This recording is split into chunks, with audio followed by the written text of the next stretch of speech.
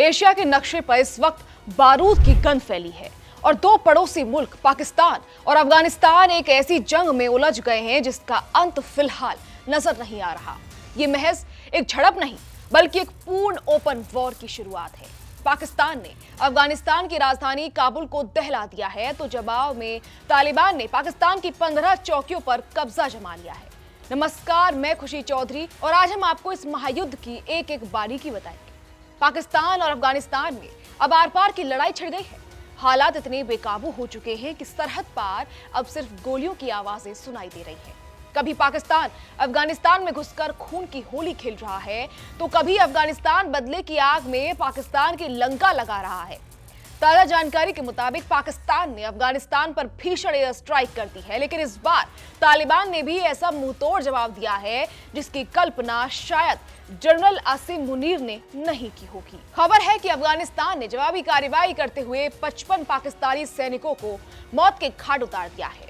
अपने सैनिकों के शव देख पाकिस्तान आग बबूला हो उठा और उसने आनन फानन में अफगानिस्तान की राजधानी काबुल में आधी रात को भारी बमबारी शुरू कर दी। पाकिस्तान ने इस पूरे सैन्य अभियान को एक नाम दिया है, ऑपरेशन गजब लिल हक। आपको बता दें कि इस अरबी शब्द का अर्थ है सत्य या न्याय के लिए प्रकोप। पाकिस्तान का दावा है कि उसने इस ऑपरेशन के तहत रात भर एयर स्ट्राइक की और अफगानिस्तान की सरजमीं पर 130 से ज्यादा लाशें बिछा दी हैं। पाकिस्तान के सूचना मंत्री अताउल्लाह तरार का दावा है कि गजब लिल हक के तहत अब तक 133 अफगान तालिबान ऑपरेटिव मारे गए हैं और 200 से ज्यादा घायल हुए हैं। पाकिस्तान की एयरफोर्स ने काबुल, पख्तिका और कंधार में तालिबान के डिफेंस ठिकानों को सीधा निशाना बनाया। पाकिस्तान ने अपनी कामयाबी गिनाते हुए कहा कि उसने तालिबान की 27 चौकियों को तबाह कर दिया है और 9 अहम चौकियों पर कब्जा कर लिया है। लेकिन कहानी यहीं खत्म नहीं होती। पाकिस्तान की ओर से किए गए दावों की लिस्ट बहुत लंबी है। पाकिस्तान का कहना है कि उसने अफगानिस्तान के अंदर 2 कोर हेडक्वार्टर, 3 ब्रिगेड हेडक्वार्टर, 2 गोला बारूद के डिपो और एक लॉजिस्टिक्स बेस को जमींदोज कर दिया है। इसके अलावा करीब 80 से ज्यादा टैंक, आर्टिलरी गन और आर्म्ड पर्सनल कैरियर यानी APC भी मलबे में तब्दील हो चुके हैं। लेकिन सवाल यह है कि आखिर पाकिस्तान इतना उग्र क्यों हुआ? दरअसल इसकी शुरुआत तब हुई जब अफगानिस्तान ने क्रॉस बॉर्डर हमला कर पाकिस्तान के 50 से ज्यादा सैनिकों को मार गिराया था।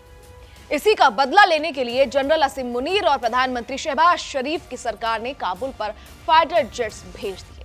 अब बात करते हैं अफगानिस्तान की, जिसने पाकिस्तान के इन दावों को हवा में उड़ा दिया है। तालिबान के प्रवक्ता ज़बीहुल्लाह मुजाहिद और अहमदुल्लाह फितरत का कहना है कि पीछे हटने वालों में से नहीं है।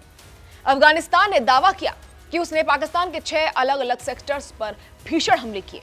डूरन लाइन पर तनाव इतना ज्यादा है कि तालिबान ने पाकिस्तान की 15 चौकियों पर अपना झंडा फहरा दिया है। अफगानिस्तान के रक्षा मंत्रालय ने सनसनीखेज दावा किया है कि उन्होंने अब तक 50 से ज्यादा पाकिस्तानी सैनिकों को ढेर कर दिया है और 13 सैनिकों के शव तो पाकिस्तान को वापस भी कर दिए हैं। इतना ही नहीं, कुछ पाकिस्तानी सैनिकों को तालिबान ने जिंदा भी पकड़ लिया है, जिनके वीडियो सोशल मीडिया पर वायरल होने का दावा किया जा रहा है। तालिबान ने आधुनिक लेजर उपकरणों से लैस अपनी स्पेशल यूनिट को डूरन लाइन पर उतार दिया है, जो रात के अंधेरे में पाकिस्तानी फौज का शिकार कर रही है। इस पूरी जंग के बीच पाकिस्तान ने एक बार फिर अपना पुराना विक्टिम कार्ड खेला है और इसमें भारत को भी घसीटने की कोशिश की है।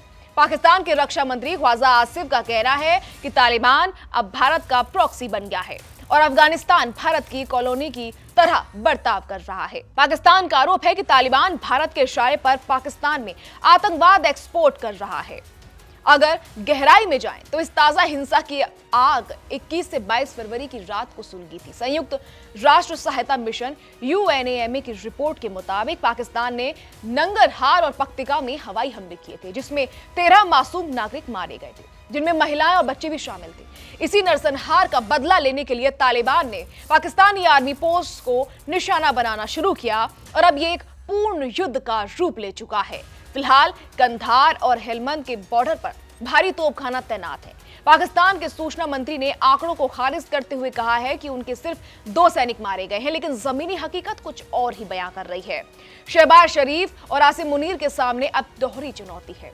एक तरफ घर में कंगाली और दूसरी तरफ सरहद पार तालिबान का काल। आने वाले चंद घंटे इस युद्ध की दिशा तय करने वाले हैं। क्या ये जंग पूरे दक्षिण एशिया को अपनी चपेट में ले लेगी? क्या काबुल के बाद अब इस्लामाबाद की बारी है? इस महायुद्ध से जुड़ी हर छोटी बड़ी खबर हम आप तक पहुंचाते रहेंगे। देखते रहिए ABP लाइव।